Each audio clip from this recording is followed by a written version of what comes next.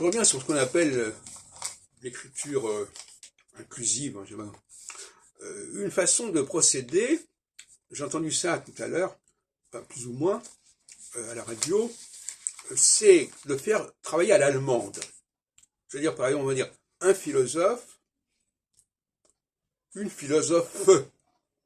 Il faudrait, par exemple, une première ministre. Voyez-vous, il faudrait, quand c'est un féminin, insister sur le E. Quand l'écriture n'est pas différente au masculin ou au féminin, il faudrait insister sur le E, comme les Allemands font quand ils disent Klein, Kleine. Voilà, donc c'est ce que je propose.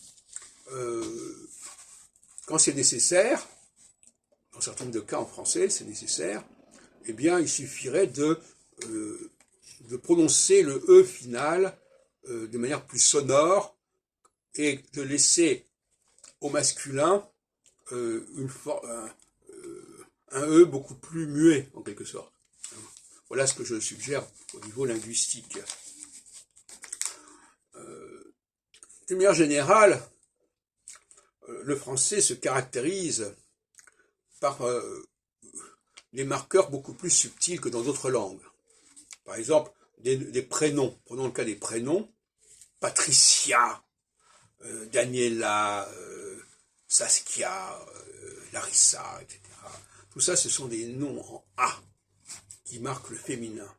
En français, nous avons Laurence, nous avons Daniel, nous avons Michel. Alors là, il faudrait effectivement, comme disait tout à l'heure, dire Michel E, Daniel E, Anne E, etc.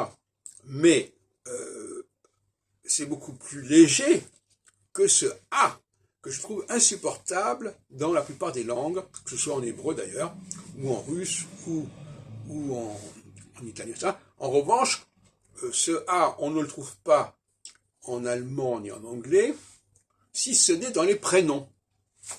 Parce qu'il y a un domaine où les Français n'ont pas su marquer l'anglais, c'est les prénoms. Les Anglais ont préféré la forme de prénom à l'italienne, en quelque sorte. Tout beaucoup de Patricia, Teresa, etc. Au lieu de prendre, ça existe aussi, au lieu de prendre Patricia. Alors Patricia, on n'a pas tellement le prénom français, on a Patrice, on va dire Patrice, hein, etc.